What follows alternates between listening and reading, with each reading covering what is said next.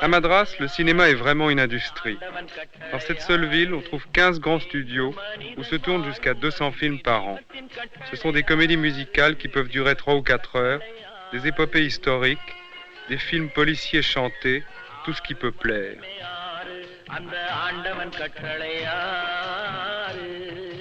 En voyant ces affiches, en les comparant aux spectacles de la rue, on se pose toujours la même question.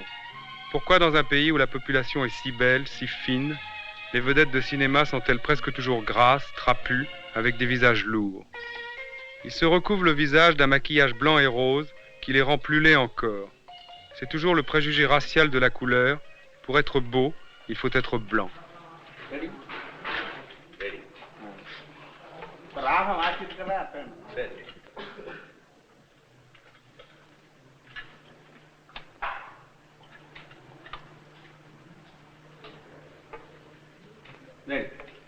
Very silent. Silent. Okay.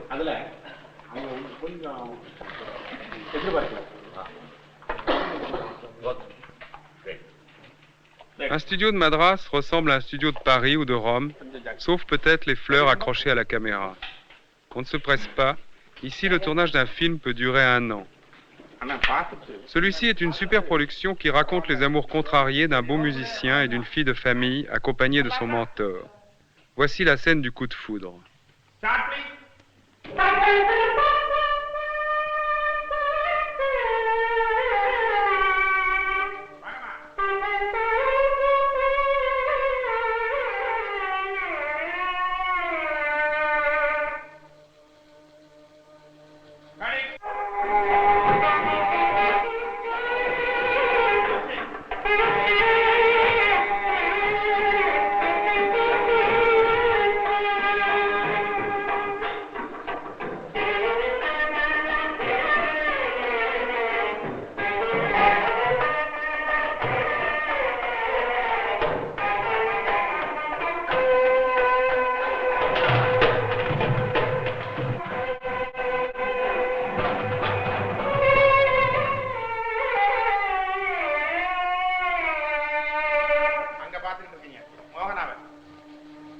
La star du film est Shrivani Ganeshan, le Belmondo tamil, immensément célèbre en Inde du Sud.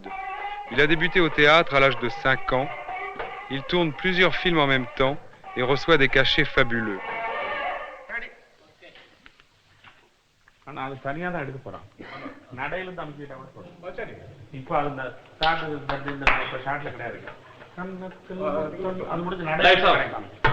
One more எடுத்துடலாம். What's it?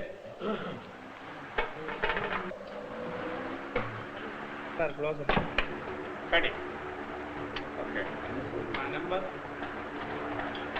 அதேதான். போய் பாட்ல என்னன்னா கவனிச்சீங்களா?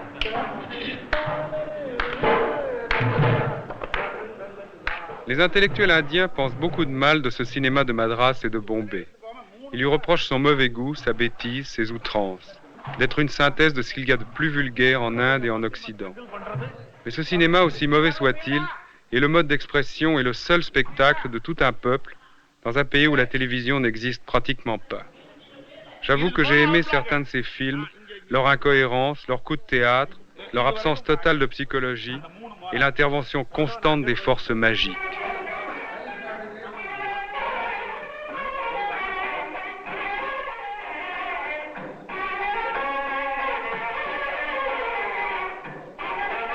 Number taken up? Ready? Camera ready? See what it is. Start camera.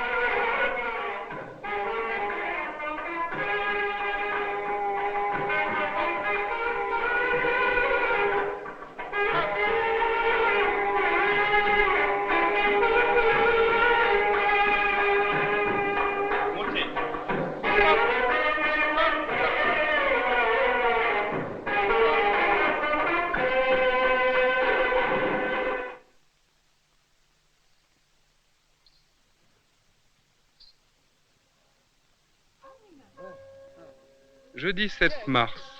Comme de bons touristes, avides de culture indienne, nous nous offrons une représentation de Bharatanatyam, la danse classique du sud de l'Inde.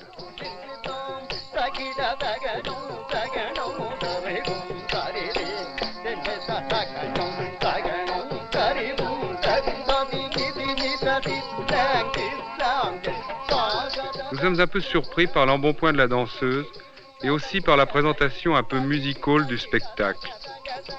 On nous traite en touristes, et pourtant comment ne pas être sensible à l'extrême grâce des gestes, à la beauté du chant.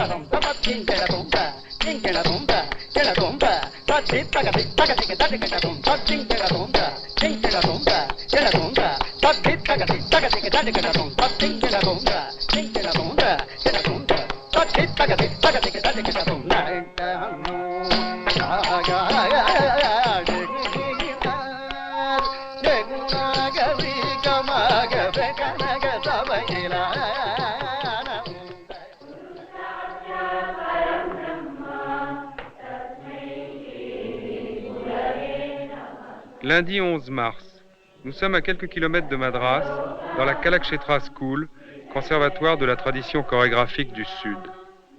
Ici, la journée d'études commence par la prière. Professeurs et élèves chantent Dieu. Peu importe la religion ou le rite, Dieu a plusieurs noms, mais il est unique.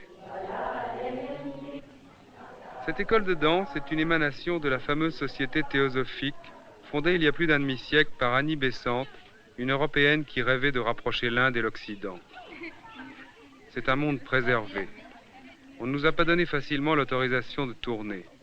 Longtemps, les directeurs ont hésité, nous interrogeant avec une suspicion un peu méprisante. Et puis, ils ont dit oui du bout des lèvres.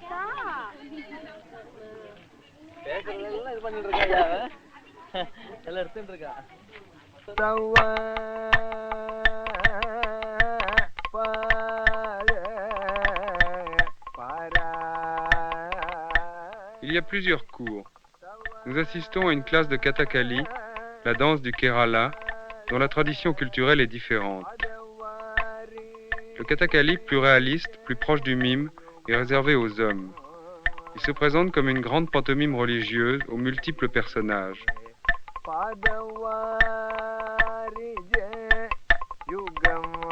Les jeunes danseurs nous montrent par des exemples comment les situations et les sentiments peuvent s'exprimer dans le langage symbolique du Kathakali. Voici une abeille lutinant une fleur de lotus.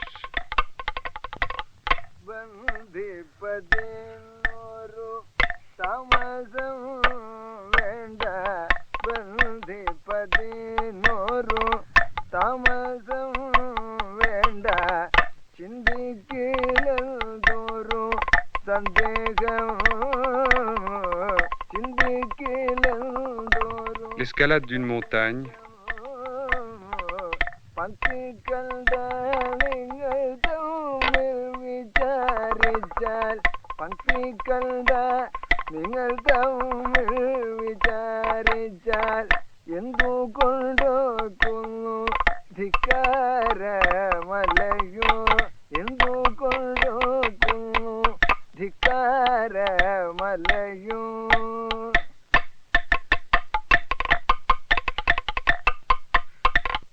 La peur.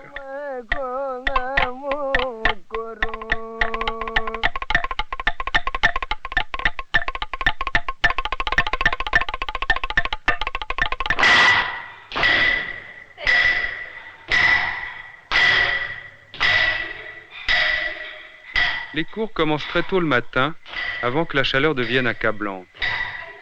Le Bharatanyata est une danse de femmes, plus stylisée, plus pure que le Kathakali. Pour être une bonne